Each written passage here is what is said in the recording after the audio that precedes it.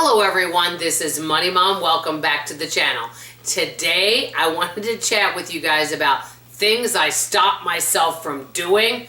Let's get started and talk about it. Many of them are money related, but some are not. And hopefully you're going to see some humor in some of these. First one, I made homemade peanut butter bars. Nothing wrong with that. It's okay to enjoy an occasional treat, but not polish off the pan. And I stopped myself from eating them.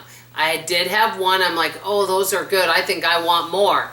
And I said, oh, but peanut butter has protein. But I said, nope, I stopped myself. There's many times where I might want to have more food and I stop myself from eating it. So that's a win. Number two, I'm really proud of myself on this one. And when I tell you this one, you're going to go, yeah, I'm glad you stopped yourself. This involves spending money.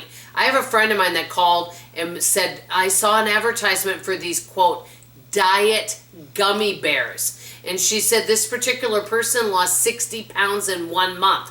I said, I'm sorry, but there's no way someone's going to lose 60 pounds in 30 days. I said, unless they weigh like 500 or 600 pounds, I do not see how that is going to happen. They're going to make you think that. And there was no way. I said, you know what? They're just trying to get you to buy it.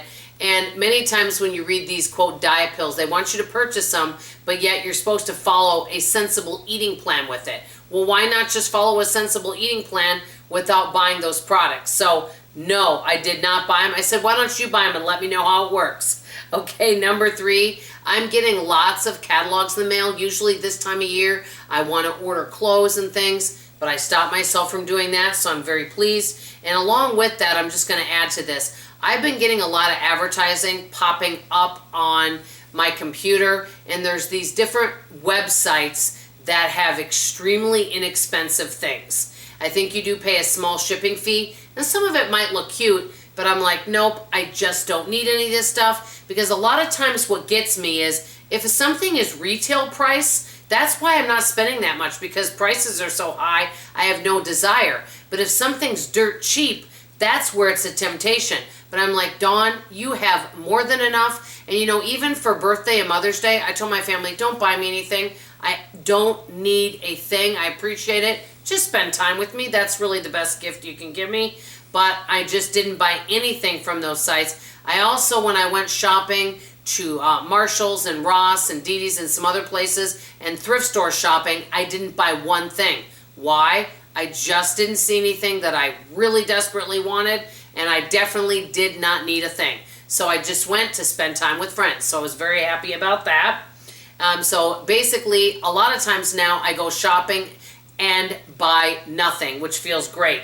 Okay, this is a biggie for me, number 5. I actually held my tongue. One thing that many of you may or may not know about me, I can be quite impulsive in all areas of my life. My husband's opposite of me. He actually makes wise decisions. I wish I was more like him. He holds his cards, as he would say, and he's not reactionary. I'm reactionary and impulsive, and one of you said to me one time, hey, I have a hole in my tongue from biting down on it so much. Imagine being me, and every thought you have comes out of your mouth. That's what it's like being Money Mom, okay? So for me to just keep quiet and bite my tongue and not react to things is a win. For example, I can be an oversharer and share too much of my private life, and I am getting better and better at moving in silence, and that's a good thing. And last but not least, you remember I told you guys that we've been buying Mr. Coffee Maker, and we have a Mr. Coffee, and I can't remember how much we spent on it. It was less than $20. And we bought it, and this last one only lasted a couple years. Well, I thought, you know what, we should have a backup coffee maker just in case. I didn't buy one, but I went looking, and I saw one that was like $79 on sale. Mind you, I only wanted it because it was on sale. And it was a nice coffee maker, and it also had one where you could make 1 cup and you could use the little pods. I thought, wow, this one's kind of fancy. I really like it. And I thought, first of all, you've got one at home you're using. You don't absolutely need to buy one right this minute. And you don't need to buy a fancier one. You can just buy a plain coffee maker when you're in need of one.